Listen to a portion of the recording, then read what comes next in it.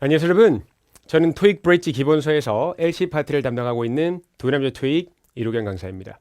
저는 보통 토익 강의를 하고 있습니다만 오늘은 토익의 초중급 수준인 토익 브릿지 강의를 여러분들께 전달 드리도록 하겠습니다. 지난 시간에 이어서 오늘도 파트 2를 같이 들어볼 텐데 오늘이 파트 2 마지막 날이 되겠습니다. 자, 바로 한번 출발해 보겠습니다.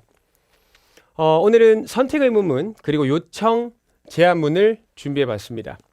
일단은 선택 의문문이라고 하는 건 말 그대로 선택을 하는 의문문인데 두 가지 선택사항 중에 한 가지를 고르는 문제 유형이라고 보시면 되고요.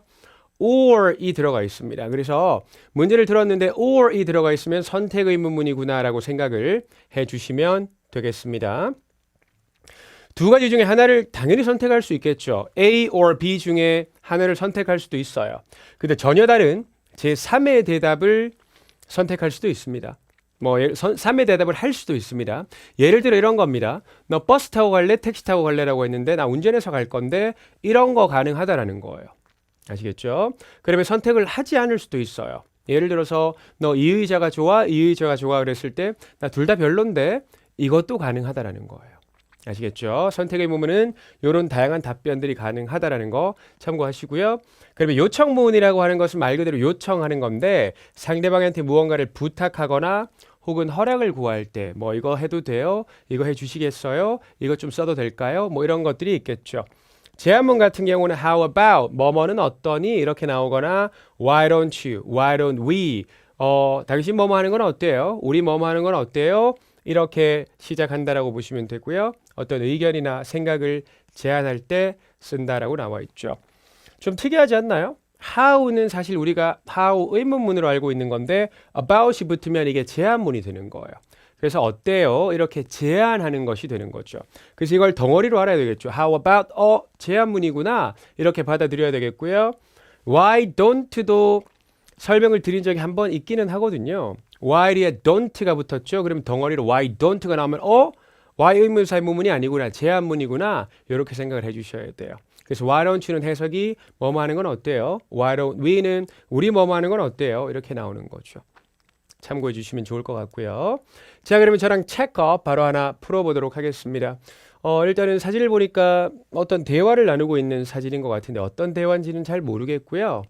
일단 한번 들어볼 거고 선택지 3개가 나오게 될 건데 실제 시험은 선택지 4개가 나옵니다. 저희는 체크업 샘플을 풀어보는 거니까 3개 중에 하나 골라보도록 하겠습니다.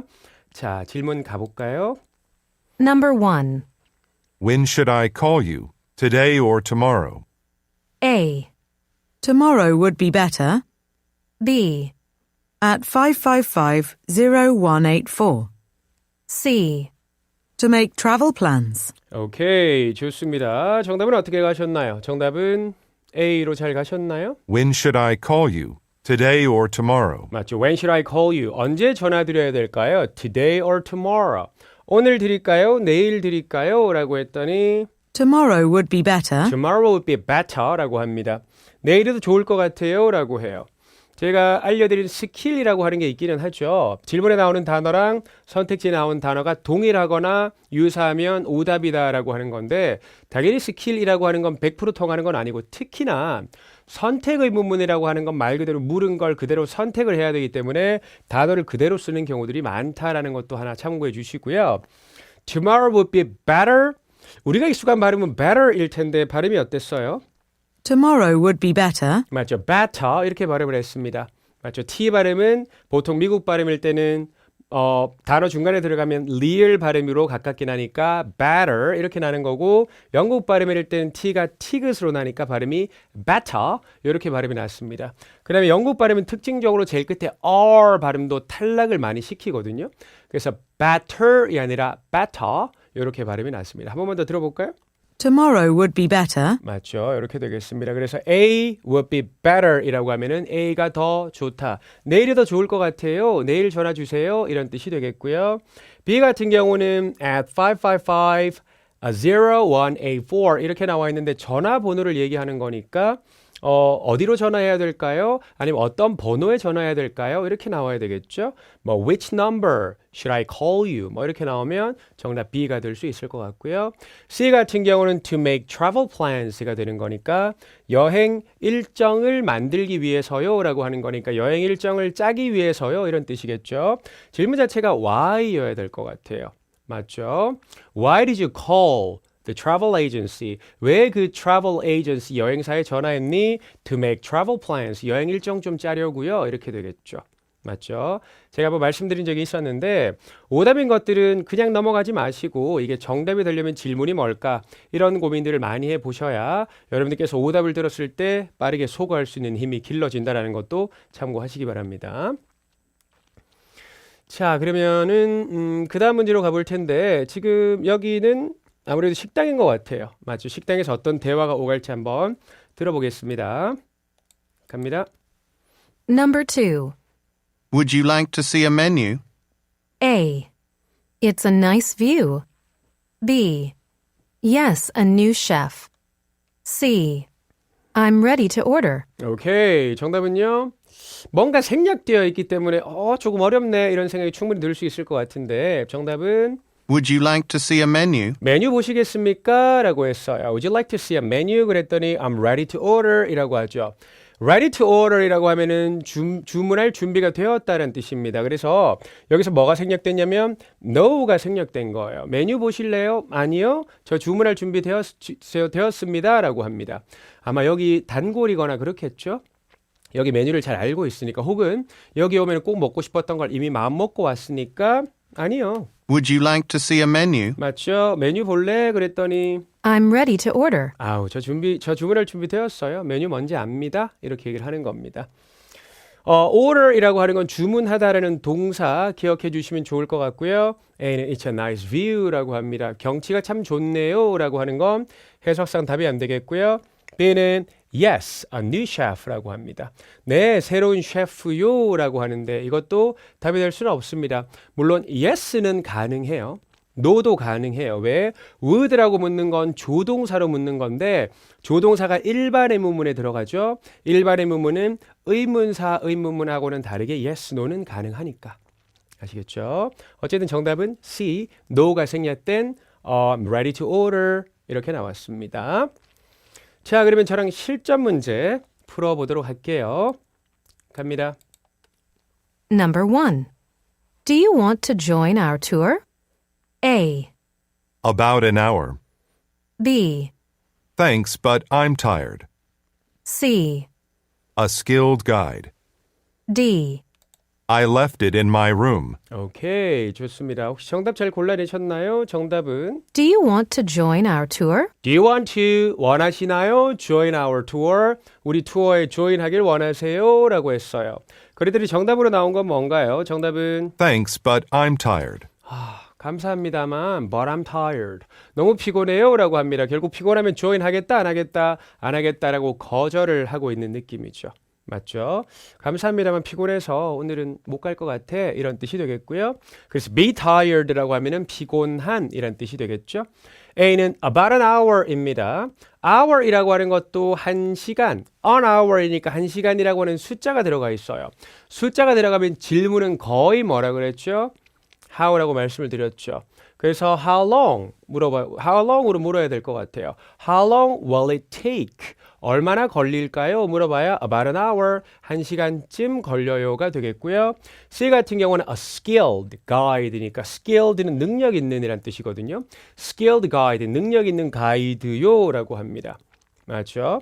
who로 물어야 되지 않을까요? Who is that guy? 아니면 who is that man over there? 저기 있는 남자 누구니? 라고 물어봐야 a skilled guide, 아주 능력 있는 가이드예요. 이렇게 얘기할 수 있겠고 Didn't I left it in my room? 방에 남겨뒀습니다. 라고 하는 겁니다.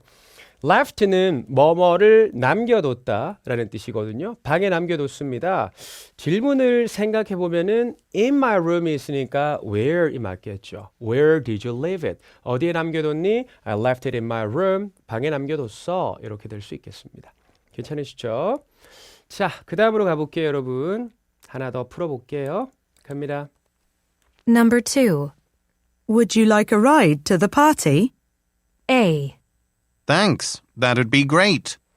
B, Lisa's house. C, What should I write? D. Several of the guests. 오케이, 좋습니다. 정답 잘 골라내셨나요? 이게 질문 자체에 어떤 덩어리로 외워야 될 필요가 있는 표현이 나왔거든요. 질문은 Would you like a ride to the party? Would you like a ride to? 라고 나왔습니다. 요걸 덩어리로 외우는 게 되게 중요한데 Would you like a ride to? 해볼까요? 시작. Would you like a ride to? 한 번 더. Would you like a ride to? 라고 하면은 to야로 차 태워드릴까요? 라는 뜻입니다. 파티로 차 태워드릴까요? 라고 했어요. 그랬더니 뭐래요? 아우 좋습니다. Thanks, that'd be great. 맞죠. 아우 그럼 너무 좋죠. 이렇게 얘기를 하고 있습니다. Thanks, that would be great죠. 너무 감사합니다. 그러면 좋을 것 같아요. 라고 합니다. 뭐 해드릴까요? 라고 했을 때 보통 이렇게 제안하거나 할 때 thanks로 시작하잖아요. 답 되게 많이 돼요. 왜냐면 뭔가를 해준다고 하면은 되게 감사할 거 아니에요. 맞죠? 그래서 thanks 이렇게 시작되면 원래 답이 많이 된다라는 거 기억하시면 좋을 것 같고요. 그 다음에 B에 나와 있는 Lisa's house라고 나오니까 리사의 집이라고 나왔으니까 where로 물어야 될 것 같아요. 맞죠? 뭐 Where are you going to have a party? 파티 어디서 할 거니? Lisa's house, 리사의 집에서 할 거야가 되겠고요. C에 나와 있는 것은 What should I write? 무엇을 써야 돼? 라고 하죠. 질문에 ride라고 하는 단어가 있고 선택지에 write가 있는데 발음적으로 어때요? 유사하죠? 유사한 발음은 오답이다라고 하는 거 하나의 스킬로 기억하시면 좋고요. 뒤에 나와 있는 several of the guests입니다. 저희 지난번에 a few라고 하는 것도 했거든요. a few라고 하는 건 몇몇이라고 하는 숫자로 보는 거고 several도 딱 봤을 땐 숫자가 아니지만 몇몇이라고 하는 숫자로 보는 거예요. 그래서 토익 브릿지에서는 a few나 several이 나오면 아 몇몇이구나 숫자구나 그러면 숫자니까 질문이 how many여야 되겠죠. 맞죠? 뭐 how many guests are you going to take home 이렇게 나오면은 몇 명의 guest를 집으로 데려갈 거니? 라고 했을 때 several of the guest들 중에 몇 명이요? 이렇게 될 수 있겠죠. 아시겠죠? 그래서 several이나 a few는 질문이 how many다라는 거 참고하시면 좋을 것 같습니다. 자, 그 다음에 저희 부가의문문 그리고 평서문 쪽으로 한번 가보도록 하겠습니다. 부가의문문은 말 그대로 그냥 끝에 뭔가 부가적으로 붙는 겁니다. 뭐 한국말로 하면 밥 먹었지, 그렇지 이렇게 붙는 걸 부가의문문이라고 하고 평서문이 사실 굉장히 악명이 높은 건데 하나하나 같이 볼까요? 일단은 부가의문문은 사실을 확인하거나 의견에 대한 동의를 구할 때 평서문 뒤에 붙인다라고 하는 건데 평서문 뒤에 붙인다라고 하는 게 조금 생소한 느낌일 거예요. 이게 한국어랑 영어의 차이거든요. 한국어는 사실 둘 다 질문이에요. 밥 먹었죠? 그렇죠? 둘 다 질문인데 영어는 You had lunch. 너는 점심을 먹었다. Didn't you? 이렇게 나오는 앞부분 점심을 먹었다. 이 부분이 평서문이라는 겁니다. 아시겠죠? 거기에 뭔가 뒤에 붙이는 의문문 형태라고 보시면 돼요. 부가의문문을 붙이면은 문장이 길어져서 어렵게 느낄 수 있기는 하거든요. 근데 중요한 건 뭐냐면 이 뒷부분이 의미가 없어요. 아시겠죠? 그래서 앞부분, 평서문 부분을 잘 드러내시는 것이 되게 중요하다라는 거 참고하시면 좋을 것 같습니다. 그 다음에 평서문, 이게 악명 높다라고 말씀을 드렸죠. 평서문은 질문이 아니기 때문에 이게 답변을 고르는 게 사실 되게 어렵습니다. 그래서 문장 전체를 이해하면서 자연스러운 대화의 흐름을 파악해야 된다. 다르게 얘기하면은 질문을 정말 잘 들어야 된다는 거예요. 아시겠죠? 자, 그러면 바로 한번 출발해 보도록 할 텐데 체크업 같이 한번 가볼게요. 지금 상황이 돈을 지불하고 뭔가 받는 그런 상황인 것 같기도 하고 어쨌든 가게에서의 대화일 것 같은데 어떤 대화가 이루어지는지 한번 들어볼까요? 갑니다. Number 1. Here's your receipt. A, Thank you. B, At least £10 C, for the stamps. 오케이. 일단 질문 자체가 뭔가요? 질문 자체가 영수증 있습니다. 이렇게 나온 것 같아요. Here's your receipt. 맞죠. 여기 영수증 있습니다. 라고 했더니 답변으로 하는 건 Thank you. 감사합니다. 이렇게 하면서 받고 있죠. 맞죠? 정답이 되겠고 B 같은 경우는 at least 10 pounds라고 하는데 10이라고 하는 숫자가 나왔어요. 근데 pounds는 뭐 무게를 얘기할 수도 있기는 한데 보통 돈 얘기할 때도 많이 쓰거든요. 그러니까 at least 10 pounds라 그러면 how much로 물어야 되겠죠. 돈 얘기니까. 맞죠? 그렇게 기억하시고 C는 for the stamps인데 for이라고 하는 건 뭐뭐를 위해서요라는 뜻이에요. 스탬프가 도장이거든요. 도장들을 위해서, 도장들 받으려고요. 이런 뜻이 될 수 있어요. 그래서 이런 질문을 할 수 있겠죠. Why did you bring that paper? 그 종이 왜 가져왔어? 도장 받으려고요. 이렇게 나올 수 있겠죠. 그래서 why라고 물을 때 선택지에 for이 나오면 답이 많이 된다라는 거예요. 뒤집어 생각해 볼까요? 여러분들 선택지에 for이 나왔는데 질문이 why가 아니면 답이 될 가능성이 현저히 떨어지겠죠. 그렇게 생각하시는 것도 괜찮습니다. 자, 저희 그 다음으로 가보겠습니다. 지금은 여자분이 뭔가 좀 불만이 있어 보이는 것 같기도 한데 어떤 내용일지 들어볼까요? Number 2. You're the new employee, aren't you? A. In the conference room. B. 3 new staff. C. I've been here for a few months. 사실 질문에 나왔던 aren't you? 이 부분은 중요한 건 아니죠. 앞부분이 중요한 거였거든요. 앞부분에. You're the new employee, aren't you? 그러니까 you're the new employee. 네가 그 새로운 직원이지라고 하는 거예요. 맞죠? aren't you가 중요한 건 아니죠. 앞부분이죠. 네가 그 새로운 직원이지라고 했어요. 그랬더니 정답으로 나온 건 뭔가요? I've been here for a few months. 저 여기 몇 달 동안 있었는데요 라고 하는 거죠. 맞죠? 저 새로운 직원이 아니고요. 저 여기 꽤 오래 있었는데 절 몰라보세요? 이렇게 얘기를 하는 겁니다. 맞죠? 그래서 I've been here for 기간이라고 나오잖아요. 그러면 여기에 기간만큼 있었어요. A few months니까 저 몇 달 동안 있었는데요. 저 신입 아니에요. 이렇게 얘기를 하는 거라고 보시면 돼요.